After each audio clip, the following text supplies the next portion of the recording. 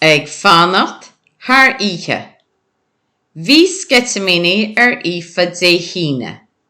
Bhí a beirt chairde, Lorna agus Róisín ag teacht cuairt tráthnóna, agus bhí siad ag Fanacht Thar Oíche.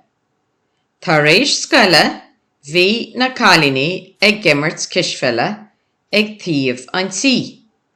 Bhí Liam agus Russ ag rothaíocht síos an bóthar agus stop siad. Bhailibh cisfeil a immert sa Oíche, ba bhálinn cínsa sa Liam. Cha siad tamil ag gimmert cisfeile le chéile. An sin, dag na bóchalaí sláán agus d'imime siad leo a rothar.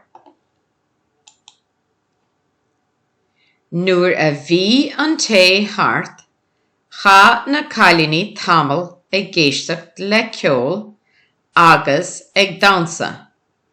Ní dheacha siad a luí go dtí a 10 a chlog. Bhí leaba uainc agus leaba amháin eile I siúmra colata Oíche.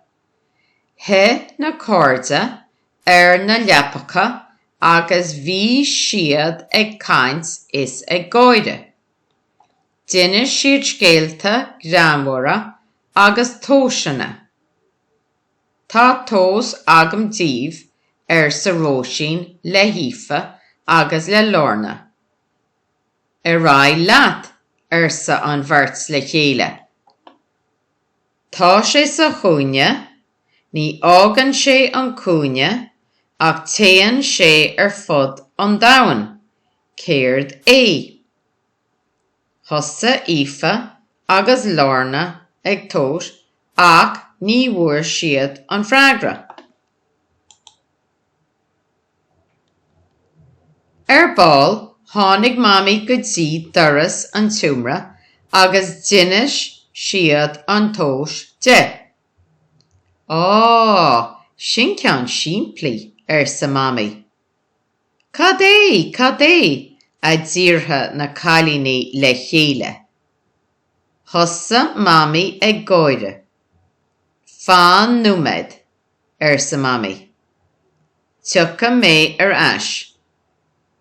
Nuair a tháinig sí ais, thospáin sí clúdach litreach do na cailíní. Fuair mé an litir seo inniu sa mami. Nuair a chonig na cailíní an stampa sa chúine, bhí an freagra acu, agus thosa siad ag gáire. Oíche mhaith anois agus colla sábh sa mami.